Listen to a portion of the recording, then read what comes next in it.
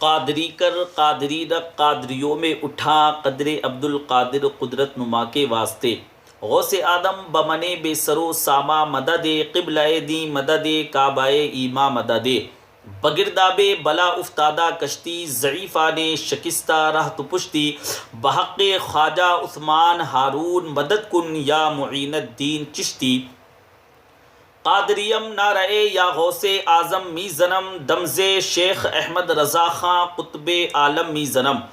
دل کی گہرائیوں سے حضور علیہ الصلاۃ والتسلیم کی مقدس بارگاہ میں ہدیہ درود و سلام پیش فرما لیں اور پڑھیں اللہم صلی علی محمد وعلی آل محمد معدن الجودی والکرم منبع العلم والحلم والحکم وآلہ واصحابہ وبارک وسلم صلو علیہ صلاۃ وسلاما علیکہ یا سیدی یا رسول اللہ صلی اللہ علیہ وسلم۔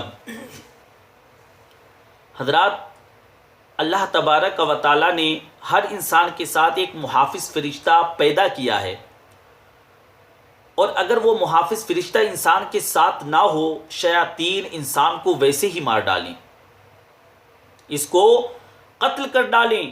اگر اللہ تبارک و تعالیٰ نے حفاظت کے لیے فرشتہ معمور نہ کیا ہو، یہ انسان کے دشمن ہیں، اور شیاطین انسان کو راہ مستقیم سے ہٹانے کے لیے دن و رات کوشاں ہیں۔ پھر یہ اتنا مکار دشمن ہے، ہر ایک کو ایک لاٹھی سے نہیں ہانکتا ہے، اسے پتہ ہے کہ کس کو کیسے بھٹکانا ہے۔ ایک شخص زندہ دار جس کو سحری کے وقت اٹھ کے آنسو بہانے کا لطف ملتا ہے، اب شیطان اس کو کہے سحری کے وقت اٹھا نہ کر، سحری کے وقت اٹھا نہ کر، تو وہ شخص زندہ دار جب اس کے آنسو مسلح میں جذب ہوتے ہیں اور وہ اترتے ہوئے آنکھوں سے آنسو اتنی لذت اسے دیتے ہیں کہ دنیا وما فیہا کی لذتیں ایک طرف اور یاد خدا میں رونا ایک طرف۔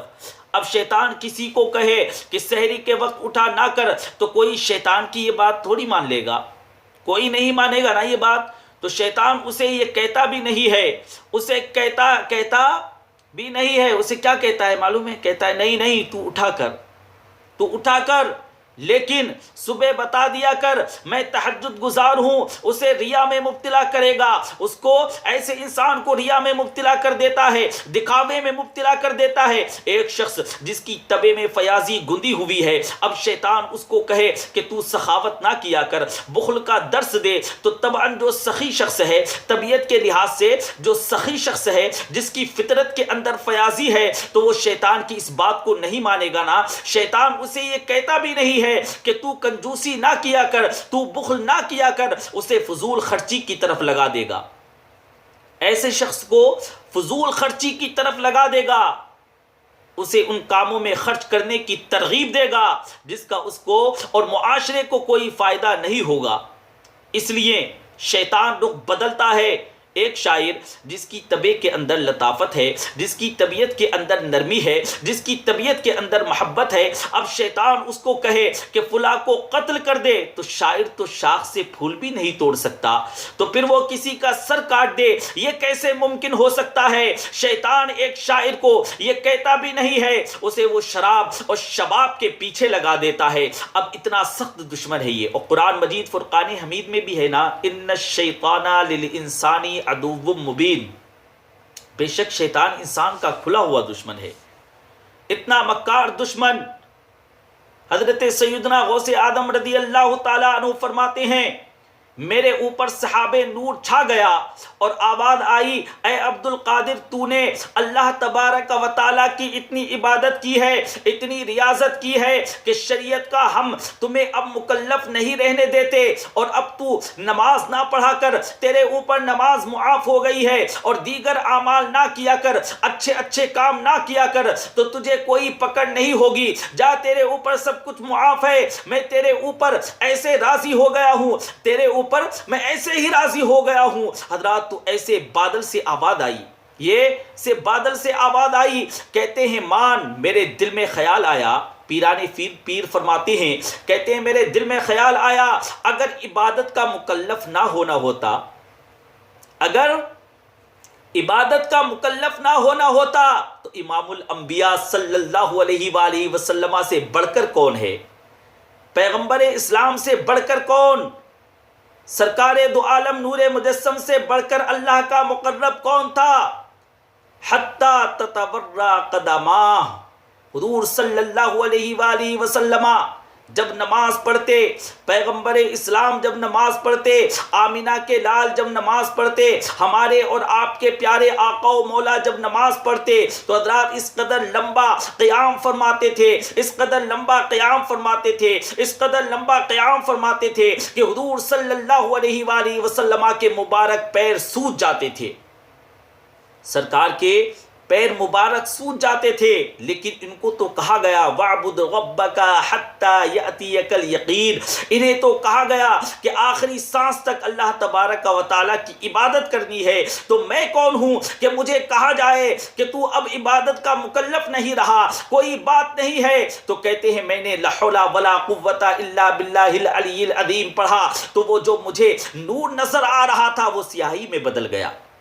شیخ عبد القادر فرماتے ہیں وہ جو نور نظر آ رہا تھا نا وہ سیاہی میں بدل گیا تو وہ ابلیس تھا جو اس رنگ میں مجھے بھٹکانا چاہتا تھا۔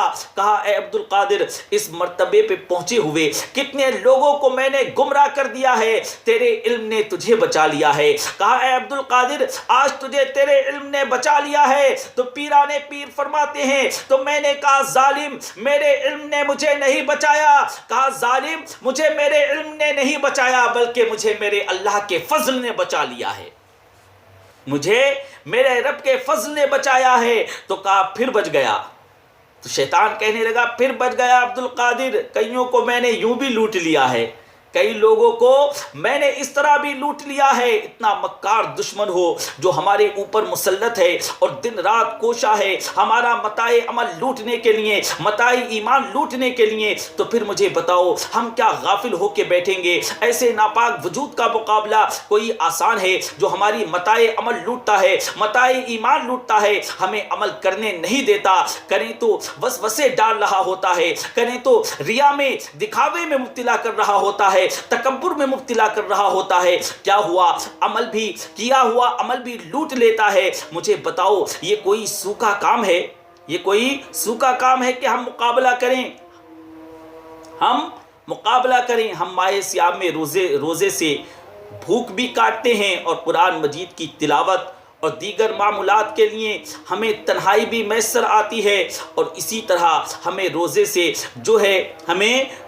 جو ہے اپنی زبان کو کنٹرول کرنے کا بھی درس ملتا ہے۔ تو روزہ تمہاری زبان کا محافظ بن جاتا ہے، روزہ ہماری اور آپ کی زبان کا محافظ بن جاتا ہے، اور یہ پھر روزہ جو ہے تمہاری شہوات کے کنٹرول کا ذریعہ بھی بن جاتا ہے۔ تو پیارے اسلامی بھائیوں روزہ رکھا کریں، نماز پڑھا کریں۔ اب رمضان المبارک قریب ہے، رمضان المبارک آ رہا ہے، اس میں ضرور کمپلیٹ روزے رکھا کریں کیونکہ یہ فرضی روزے ہیں، یہ رمضان المبارکہ کے فرضی روزے ہیں، اور اس وقت بھی اللہ تبارک و تعالیٰ کی عبادت و ریاضت میں رہا کریں۔ یہ دنیا 4 دن ہے، 4 دن کی دنیا ہے، آپ کو شیطان بہکاتا رہتا ہے، نماز نہ پڑھا کر، روزہ نہ رکھا کر، حج نہ کیا کر، دین کے کام نہ کیا کر، اچھے کاموں سے آپ کو روکتا ہے۔ پیارے اسلامی بھائیوں شیطان کے بہکاوے میں آنے کی ضرورت نہیں ہے، شیطان کے بہکاوے میں نہ آیا کریں۔ اللہ تبارک و تعالی نے آپ کو اور مجھے کس لیے پیدا کیا ہے؟ صرف اور صرف عبادت کے لیے پیدا کیا ہے۔ اللہ تبارک و تعالی کا دنیا کے اندر بھیجنے کا مقصد کیا ہے؟ صرف لوگ اللہ کی عبادت کریں، اللہ کی عبادت کریں، عبادت کے لیے پیدا کیا ہے۔ تو پیارے اسلامی بھائیوں رب تبارک و تعالی کی عبادت کریں، شیطان کے ہتھ کنڈوں میں نہ آئیں، شیطان کے بہکاوے میں آنے کی ضرورت نہیں ہے۔ رب تبارک و تعالیٰ کی عبادت کریں، اپنے دل کو اللہ کی طرف کر لیں، ذکر اللہ میں دل لگا لیں، مدینے والے آقا کی یاد میں دل لگا لیں تو پیارے اسلامی بھائیوں آپ کی زندگی بھی کامیاب رہے گی، آخرت بھی کامیاب رہے گی، دنیا میں عزت ملے گی، آخرت میں جنت ملے گی۔ تو رب تبارک و تعالیٰ کی بارگاہ میں دعا ہے کہ میرے اس بولنے میں جو بھی لغزش آئی ہو اللہ کریم اپنے حبیب لبیب صلی اللہ علیہ وآلہ وسلم کے توسل اس کو معاف فرمائے اور ہم سب کو سننے سے زیادہ عمل پیرا ہونے کی توفیق رفیق مرحمت فرمائے، آمین بجاہ نبی الامین صلی اللہ علیہ وسلم۔